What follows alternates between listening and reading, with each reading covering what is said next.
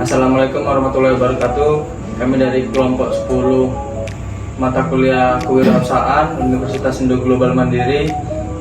Dan di sini saya sebagai moderator, saya sendiri Malik Hakim. Saya Muhammad Senadis. Saya Anissa Putra. Saya Muhammad Ramadan. Di sini kami akan menjelaskan tentang rumusan masalah dan Memulai usaha kecil dan cara peranan pemeran usaha yang akan dijelaskan satu persatu dari kami semua. Silakan ditonton videonya. Terima kasih. Baiklah, di sini saya sudah bersama teman saya atau teman kelompok saya, Malik Hakim. Untuk Malik Hakim, masalah-masalah di dalam memulai usaha dan bagaimana cara memecahkan masalah itu sendiri. Masalah yang didapat Ya, pas memulai usaha itu yang pasti banyak masalah-masalah. Terutama kita dikenal uang banyak.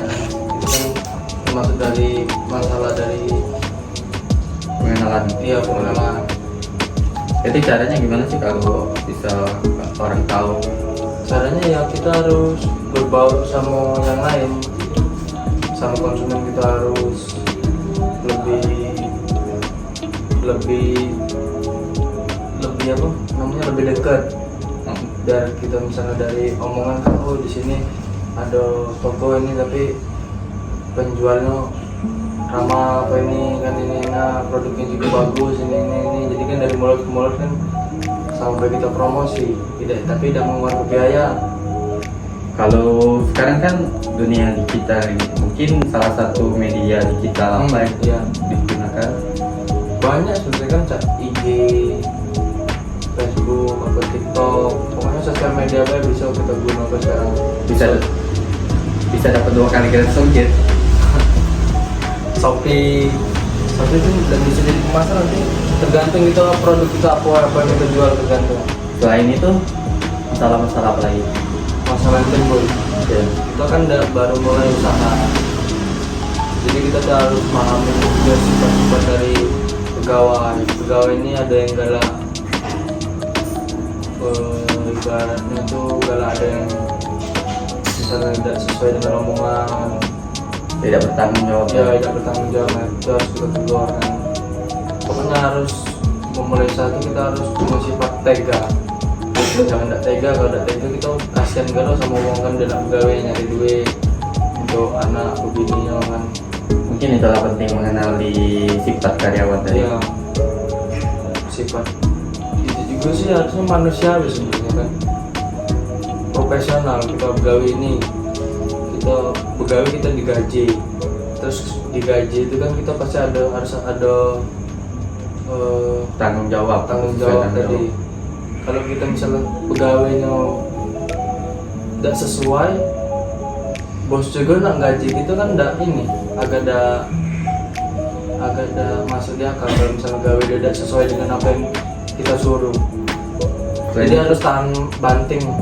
Selain itu ada lagi dari produk atau dari cara pemasaran kita. Ini sih apa namanya, pemasaran sih aman. Mungkin itu saja sih. Terima kasih untuk Mari. Iya. Sekarang kita sudah bersama teman saya yang kedua, yaitu Muhammad Ramadan. Kenalkan diri. Kenalkan, nama saya Muhammad Ramadan. Mungkin langsung aja untuk mempersingkat waktu. Untuk Madan, halal apa sih yang kamu siapkan untuk memulai usaha kecil? Kalau membuat usaha kecil tuh, yang pertama ya kita memikirkan ide usaha apa sih yang pengen kita buka itu kan, usaha apa, habis itu riset, Terus itu ada lagi modal. Pasti kan modal kan tidak mungkin kita buka usaha kasih modal. ya, Ini menganggarkan modal, memperincikan modal yang akan dikeluarkan. ya, mencari pemasok bahan baku, Dan menawarkan produk ke orang terdekat dulu, cak promosi lah. Cak sudah dijelas ke kawan aku tadi kan, Malik Hakim, dari mulut ke mulut. Cak itu lah. Mengandalkan media sosial kan, perlu juga itu kan yang sudah dijelaskan TikTok. juga oleh anak ya Untuk video promosi. iya promosi itu kan Bisa perlu. dapat 2 kali gratis ongkir. bisa itu. Ini malah tuh pemasukan dengan baik ya tidak sesuai, misal pemasukan tidak sesuai pengeluaran ya rugi gitu. Ya, uang kas pemasukan keluarnya.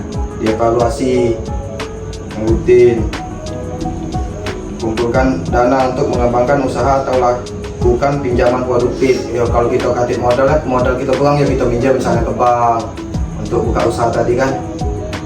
Tadi minjem di koperasi. Yo. Dan sebagainya. Kalau usaha kecil, misalnya di rumah tuh ada juga misalnya cat bulan puasa itu, nah kita jual apa? Takjil, nah itu bisa juga kan dibuka kan. Itu apa sabun untuk buat di rumah, usaha kopi kekinian, namanya usaha kecil kan. Catering bisa juga itu buat untuk di rumah. Menjual itu makanan yang baku untuk di rumah, usaha kecil yang di rumah, menyewakan mainan anak, itu kan jadilah juga untungnya. Omsetnya dari Iya. untuk mulai usaha kecilnya. Laundry itu usaha yang untuk di rumah, reseller, dropship, jasa jahit, kan banyak juga jasa jahit itu buat di rumah kan, kita datangi ke rumahnya. Mungkin itu saja ya. Mungkin itu saja yang bisa saya jelaskan. Terima kasih untuk Madan. Ya. Baiklah, di sini saya bersama teman saya yang ketiga yaitu Muhammad Iksan Najis. Mungkin Bu Ajis bisa memperkenalkan diri terlebih dahulu. Perkenalkan, nama saya Muhammad Iksan Najis. Mungkin langsung saja singkat waktu. Peranan bagi pengembangan usaha menurut Ajis itu apa? Yang pertama, membangun brand yang kuat. Membangun brand yang kuat, contohnya seperti baju, celana, sepatu, dan kaos kaki pakaian sejenisnya. Yang kedua, membuat konten marketing yang menarik. Membuat konten marketing yang menarik, contohnya dengan cara live streaming dari Instagram atau TikTok atau Facebook. Terlebih dahulu mungkin membuat akun. Yang membuat dulu seperti ya. Yang ketiga, ciptakan inovasi secara berkala. Contohnya mengikuti zaman tren yang sudah ada. Yang keempat, manfaat media sosial dengan tepat. Manfaatnya seperti mempromosikan hasil-hasil produk ke Instagram, Facebook atau TikTok. Mungkin melakukannya dengan secara live untuk penjualannya. Sejenis itu lah. Yang kelima, lakukan riset. Lakukan riset itu mengevaluasi yang produk yang sudah ada. Yang ketujuh, memperluas jaringan bisnis. Memperluas jaringan bisnis, contohnya Dengan mencari relasi dengan mungkin. cari relasi seperti Atau sebanyak-banyak mungkin. sebanyak mungkin. Yang ke-8, memperbanyak promo. Memperbanyak promo dengan memberikan potongan harga, dan kita harus mempromosikan ke sosial media, contohnya Instagram, TikTok atau Facebook. Yang terakhir, rajin melakukan evaluasi. Itu aja. Terima kasih untuk Ajis.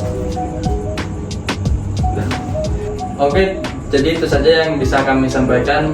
Bila ada salah kata, salah ucap atau terbahak-bahak ngomong patah-patah, kami mohon maaf. Untuk Bapak Iwan juga kami mohon maaf atas keterlambatan video tugas kami. Ya, karena keterbatasan waktu dan lokasi juga jauh, maka dari itu kami mengucapkan minta maaf sama Pak Iwan, dan kami akhiri wabillahi taufiq walhidayah. Wassalamualaikum warahmatullahi Warahmatullahi wabarakatuh. Bye.